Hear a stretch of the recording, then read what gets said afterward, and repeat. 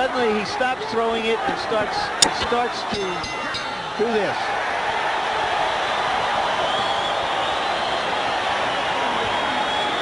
You win that round too, okay?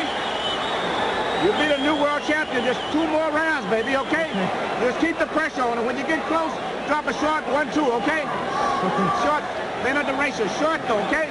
Short right, get closer, drop the right hand short. But you're winning the fight now. Keep the pressure on, okay? Okay. Keep the pressure. Relax, relax. Keep punching with the uppercut. Keep boxing the way you're doing. When you stop, make sure you cross. Throw that right hand. ¿Qué pasa los perros? ¿Lo vas a atacar? ¿Lo vas a atacar? Ya que los pares bien, lo atacas. Le pegas y le empujas.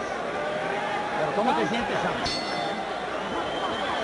Round 10 was another one in which Oscar De La Hoya was very sparing in his use of the right hand. You heard his corner telling him to go ahead and throw the right. Harold Letterman, how do you have it through 10 rounds? Larry, 97-92, 7 rounds to 3, Oscar De La Hoya. What I'm saying is that Miguel Gonzalez would either need sensational rounds or a knockout to win this fight, because De La Hoya is 5 points ahead, including the point that Mills Lane took off in the 7th round for rabbit punching. We're on the same page here, Harold. I don't know where I've gone wrong. De La Hoya's face is swelling so rapidly, George, that you wonder if maybe there's a broken bone in there. Yeah, you wonder about that, but I said earlier that if you use a stiff left jab, you can't use your legs, you'll just get tired. You got to take a choice, one or the other. I just think, Jim, we're unused to seeing him marked up. I just think he's got a swollen cheekbone. I wouldn't think he has anything broken in there. Well, he's much more swollen now than is Gonzalez, and it's all happened within the last 2 or 3 rounds. Well, you're right there. He's often talked about not wanting to walk around with cuts and bruises like a real fighter. Tonight, he looks like a real fighter. And he'll look like that for a few weeks. And his jab is getting awful slow. Oscar hasn't the confidence now to step in because he's figuring his guy might counter him with a right hand. But you got to keep it up. This isn't a pretty game. Don't try to look pretty. All right, I hear what you're saying, George, and I think you might have put your finger on it, that he doesn't want to get hit by that right hand on the cheekbone, and that's why he's not throwing as many lefts as he was before. Not throwing as many of anything. And interestingly, Emmanuel Stewart elected to tell his fighter, Miguel Angel Gonzalez, between rounds, that he was winning the fight. I'm not sure that I would have done that. Get off that neck, come on. It's not an easy thing for a fighter who's never been hurt in the ring or marked up for it to happen. You got to make up your mind that, hey, this is the business I'm in, and let's go. This is going to raise a lot of questions about De La Hoya as he goes into the Whitaker fight in April, if in fact Whitaker can get past Hurtado next week, and if in fact De La Hoya gets the victory here. And I think the adversity is really good for De La Hoya. Now he's gone through it, he knows what it's all about, and he's doing a good job with it. Why is Gonzalez throwing so few punches in this round, George? Oscar De La Hoya, even when he touches you a little bit, he has hands like there are bricks in there. It hurts. You go and miss him, and he makes you pay.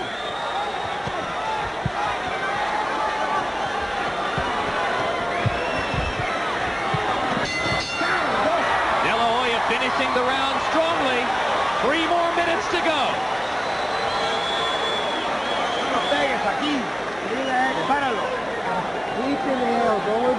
Everything is perfect. The last round, Manny. Last round, Miguel. Last round. Got the shit all over this time. Come on. Last round. This round would probably win the fight. You understand? Vamos, eh? You have to be first, though. First. Usted tiene que hacer la acción. No lo esperes el último. You gotta be first. You can't wait. The last round coming up. Ah, muy bien. Entonces boxea. Keep boxing and Second zone. Pero no importa. Asegúralo. Dale una madriza ahorita. go ahead and beat him up. he would dance to whatever song that De La Hoya sings, meaning he would fight him according to the way De La Hoya fought him. Right now, he's the one that has to sing the song. De La Hoya suddenly aggressive again in the 12th. He's not aggressive. He's actually boxing, and the guy's running right into the punching power.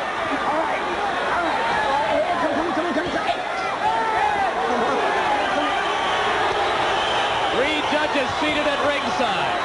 One from Bangkok, Thailand, one from London, England, one from London, Belgium.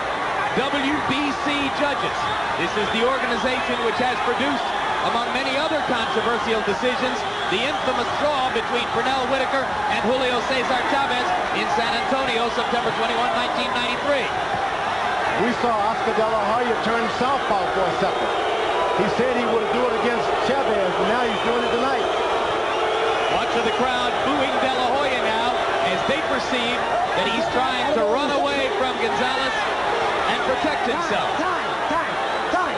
Take another point off. Take a point off. That could damage Gonzalez dramatically. And another left hook by De La Hoya. Well, if Gonzalez had any chance to win the fight on the scorecards, it was just damaged severely by the second point deduction by Mills Lane. And De La Hoya is finding the target again.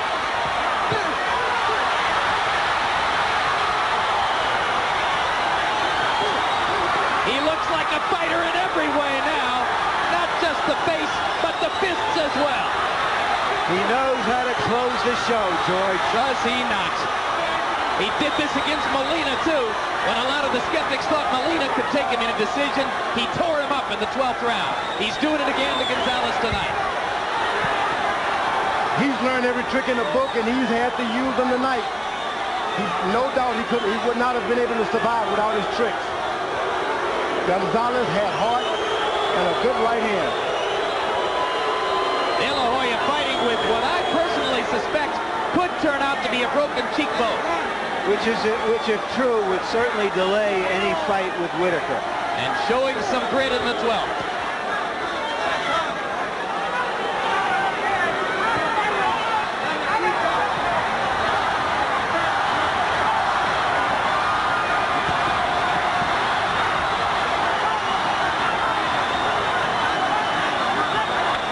Gonzalez appears to have accepted his fate. He wants to finish the fight. He doesn't want to leave himself open to be stopped. Here comes the 10-second signal. Here comes another De La Hoya rally as he attempts to finish the fight with a big show. Will he throw one more left hook? All he needs is one good combination.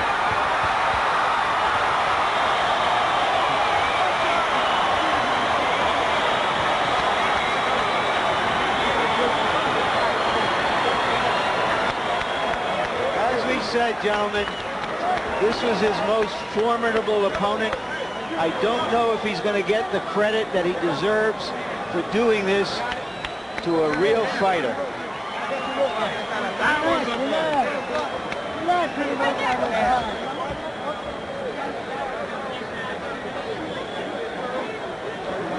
Harold Letterman, how did you score it? Jim, 117, 109, 9 rounds to 3. Oscar De La Hoya. He gets an extra point in the 12th round because Mills Lane pulled one for hitting out a break. He gets an extra point in the 7th round for the rabbit punching. He's 6 points ahead because of these 6 rounds that he won by. So 117, 109, decisive for Oscar De La Hoya. I'm willing to bet you that none of the 3 official judges' scorecards will be that one-sided. I'd like to see it. Just a wild guess. We'll see. WBC Chairman Jose Suleiman seated at ringside, observing now as his 3 judges get ready to deliver the verdict on the fight. You heard Emmanuel Stewart talking to his fighter as though he believed Gonzalez was headed for victory. Let's go to Michael Buffer to find out who won. Ladies and gentlemen, by way of Caesar's Palace here in Las Vegas, we go to the scorecards. Bob Logis scores the bout 117 to 111. John Keane scores it 117 to 110. And Anek Hongkongkam scores it 117 to 109 for the winner, and still WBC Super Lightweight Champion of the World, the Golden Boy.